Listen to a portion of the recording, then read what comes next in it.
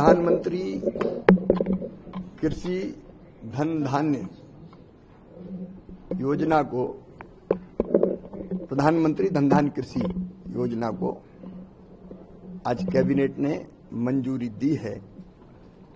ये बात सच है कि कृषि क्रांति पिछले 11 सालों में हुई है और हमारा उत्पादन खाद्यान्न के 40% से ज्यादा बढ़ा है।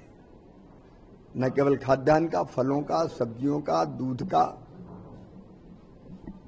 उत्पादन ऐतिहासिक रूप से बढ़ा है, लेकिन फिर भी एक राज्य की उत्पादकता और दूसरे राज्य की उत्पादकता में काफी अंतर है। कहीं बहुत ज्यादा है, कहीं बहुत कम है, और राज्यों में भी एक जिले में उत्पादकता ज्यादा, दूसरे जिले में उत्पादकता कम है। और इसलिए जिन जिलों में उत्पादकता कम है, फसल सघनता कम है, मतलब केवल रेनफेड एरिया जैसे हैं तो एक ही फसल होती है, कई जगह 3 फसल होती है, तो जहां फसल सघनता कम है और जहां केसीसी पर किसान को लोन बहुत कम लेते हैं, ऐसे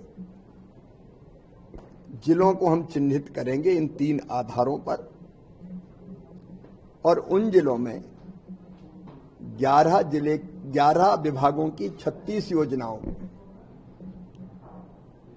कन्वर्जेंस के माध्यम से पूरी तरह से हम लागू करने का प्रयत्न करेंगे, सैचुरेट करेंगे एक तरह से। न केवल केंद्र सरकार की योजना, राज्य सरकार की योजनाएं भी जो है उनको भी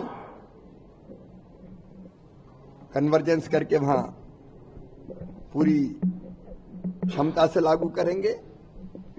और इसमें प्राइवेट सेक्टर भी अगर आएगा तो पीपीपी मोड पे भी कोई काम करना चाहेगा तो उसको भी जोड़ेंगे, और लगभग 100 जिले हम चिन्हित करेंगे। तो ये रबी से इंप्लीमेंट होगा, क्योंकि खरीफ तो अभी चल रही है। 100 जिले हम चिन्हित करेंगे इन आधार पर, लेकिन कम से कम हर राज्य का एक जिला जरूर होगा।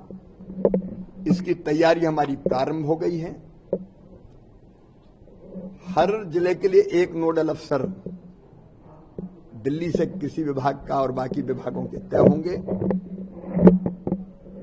इसी जुलाई के महीने में कौन से जिले होंगे, कौन से नोडल अफसर होंगे, वो तय कर लिया जाएगा। अगस्त में प्रशिक्षण का काम, जो क्योंकि एक मूवमेंट खड़ा करना पड़ेगा, अवेयरनेस क्रिएट करनी पड़ेगी, उसका भी काम हो जाएगा। नीति आयोग कुछ मापदंड के आधार पर, क्योंकि उसी इंडिकेटर्स के आधार पर जिलों को प्रगति दिखानी पड़ेगी, अपना डैशबोर्ड बनाएगा जिससे ये मॉनिटरिंग होगी लगातार।